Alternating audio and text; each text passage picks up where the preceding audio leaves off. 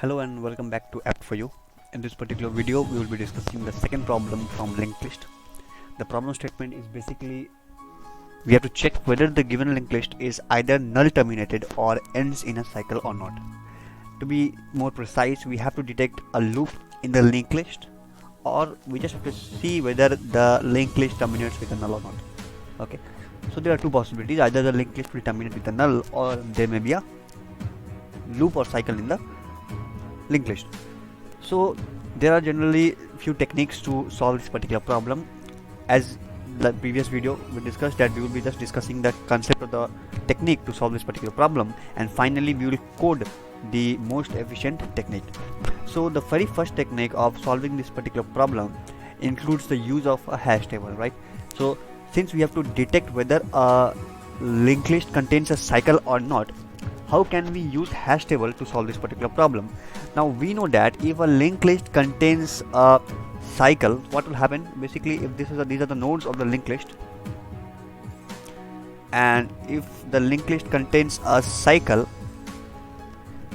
then we can see that there will be a specific node which will be visited more than once, right? A very basic concept. If there is a cycle in this specific linked list, then definitely there will be a node in the linked list which will be visited more than once. For example, this is node 1, node 2, node 3, node 4, node 5, node 6 and node 7.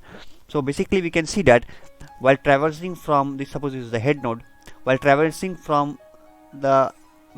this list, first of all we come across this particular node, right? And then when I will just traverse the complete list, just after 7 I will again visit the node 2. So this indicates that when a specific node is visited more than once, this indicates the presence of a cycle, right?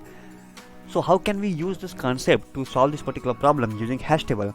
So the algorithm is very simple. We will traverse the linked list node one by one, right? As I said you right now that we will be traversing the linked list from left to right. Fine. We will check if the address of the node, right? We know that these nodes, when they are created, they will return some address, isn't it? Whenever these nodes are created, they are having some addresses. So we will check while traversing the linked list nodes one by one. What we will do, suppose I am initially at 1, I will check whether this address is present in the hash table or not, right? Whether this address is present in the hash table or not. Now there are two options: either it will be present or it will not be present. Suppose it is not present, suppose this address is not present in the hash table, then what will we do? If the address of the node is not available in the hash table, insert that node's address into the hash table and continue, right? So this is my first time I am visiting node 1, and obviously this address is not in the hash table, so I will store this address in the hash table. In my hash table I will store the address of node 1, right? Now I will move to node 2. Again, node 2 is the first time I am visiting this node, and obviously this address is not present in the hash table, so again I will store the address of node 2 in the hash table. Similarly for node 3, node 4 and node 5, right? Because I am visiting them for the first time. Similarly for node 6, first visit. Similarly for node 7, first visit, right? So I traverse the complete list, and now see 7's next is 2. So I am visiting node 2 again, and I know that the address of node 2 is already present in the hash table. So if it is already available in the hash table, then what we do? It indicates that we are visiting the node that was already visited, right? Obviously we said that before we visited node 2 and we inserted its address in the hash table. This is the second time I am visiting node 2 after complete traversal of the list, and then again this is my second visit, and I detected that okay, this address is already present in the hash table. So this indicates that yes, there is a cycle that starts and ends at 2, right? So what does it mean? It means that cycle is detected, right? So we will continue this process until we reach the end of the linked list. That is, we will continue this process until we find a normal linked list that ends with null. Okay, this will be a stopping condition. There may be no loop in the linked list. So in that condition, what will be the stopping criteria? Either the value of the the last node next is null, or there may be a second condition where you encounter this situation where a node is visited more than once, right? Where, for example, here node 2 was not present, so I added it in the hash table. Second time I am visiting node 2, I already detected node 2 is already in the hash table. So this will also be a stopping criteria to conclude that there is a cycle in the hash table. So talking about time complexity, so the time complexity basically depends upon the number of times the loop is executed. So you basically see, I am just traversing the linked list once, right? From left to right, complete traversal. In one complete traversal, I am concluding the entire details. So the time complexity is order n. What is n? N is the number of nodes in the linked list, right? Time complexity is order n. Talking about the space complexity, so space complexity is obviously using a hash table, and the number of records here will depend upon the number of nodes of the linked list, like, because for every node you will be storing its address. So the space complexity is also order of n. Alright, so this was the this is how you can approach this particular problem using the hash table, wherein we will be hashing the addresses, right? And for the first time, if that address is not, if a particular node is visited for the first time, obviously it will not be in the hash table, so I will put it in the hash table. In my second visit, whenever I will visit a node, I will check whether that node is in the hash table or not. If that node is already in the hash table, it indicates that this is my second visit, so obviously that will be the cycle, that will indicate that there is a second cycle present in the specific node. So that's all about method 1, where the time complexity was order n and the space complexity is order n2. Can there be a more efficient approach? Obviously, there is an efficient approach of detecting the cycle. So that efficient approach basically deals with 2 pointers. We basically have to use 2 pointers in the linked list, a slow pointer and a fast pointer, and we will later on see that in only one complete traversal, we will be able to successfully traverse the complete linked list, right? And find out whether there is a loop or not. What is the logic behind this? So to keep things very simple, the logic is we will be having 2 pointers. Initially, both of them are pointing to the head node, or the first node, right? This is the head node. So initially, both the pointers, slow and fast pointer, will point to the head node. This is the head node, and the speed with which the faster pointer moves is twice that of slow pointer, which means initially they will be standing in this head node, right? In the next iteration, what will happen?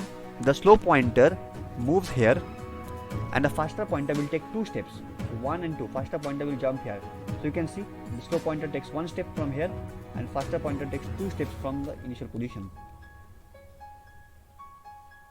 In the next step, again, the slow pointer will take only one jump. So basically it will point to this node. You can see slow pointer is here, and the faster node pointer will jump from here till this node, right?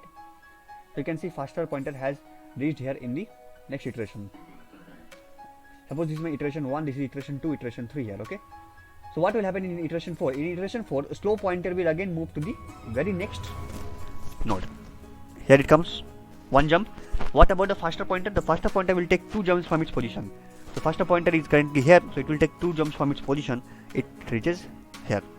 What about iteration 5? So you will see in the 5th iteration what happens is, so my slow pointer is basically here, right?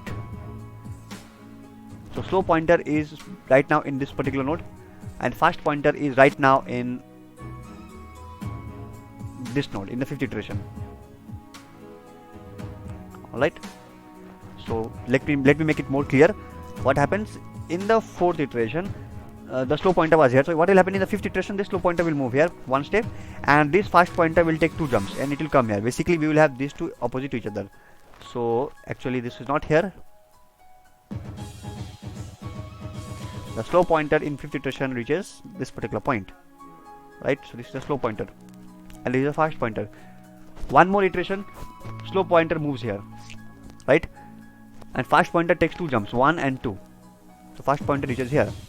One more iteration, and we will see that slow pointer comes here, and fast pointer also takes 2 jumps and collides with this node. Or you can see that both slow pointer and fast pointer are pointing to the same node, right? So whenever we meet a condition, when we find that the slow pointer and the fast pointer are meeting at a specific node, we can conclude that yes, there is a cycle in the linked list, right? Because assuming there is a cycle in the linked list, what will happen? Assuming that there is a cycle in the linked list, and suppose the slow pointer indicates a tortoise or turtle, and this indicates a rabbit. The fast pointer indicates a rabbit, okay, and the slow pointer indicates a turtle. And suppose they are in a loop. So if they are moving in a loop wherein slow pointer takes, or the tortoise take 1 step or 1 jump, and the rabbit takes 2 steps or 2 jumps. So obviously we will find that whenever there is a loop in the linked list, right, and if these two are moving with their respective speeds, that is slow pointer taking one step at each time, fast pointer taking two steps at each time, there will be a point inside this circular loop where both the nodes or both the pointers will collide, or they will meet, right? Or both the rabbit and the tortoise will meet at certain point, right? And that particular point, whenever we find that both have met, so basically it indicates that there is a cycle in the loop, because we know that this would have been possible, or this will be possible only if there is a cycle in the loop. Okay, because if you are moving in a straight line, if the linked list is moving in a straight line, or if you say that there is a straight track and a tortoise and a rabbit are moving in a straight line, wherein the tortoise is taking one step at a time and the rabbit is taking two steps at a time, then they will never meet each other, because rabbit will exceed, right? Rabbit is so fast that it will just be far away from tortoise. There is no chance that it will come back again. But if there is a loop, if there is a loop in the linked list, and in this case if rabbit is moving twice the speed of turtle, what will happen? Basically there will be certain instant inside this circular track where they will meet. So this is what this concept is entirely based on. And from my side, I hope this video was quite helpful and intuitive. I'll provide the code of this particular two pointer technique, slow pointer and fast pointer technique, to detect the loop in the linked list. I'll provide this code in the link in the description box. So that's it from my side. Thank you everyone for watching it. Please like, share, subscribe and comment. Thank you.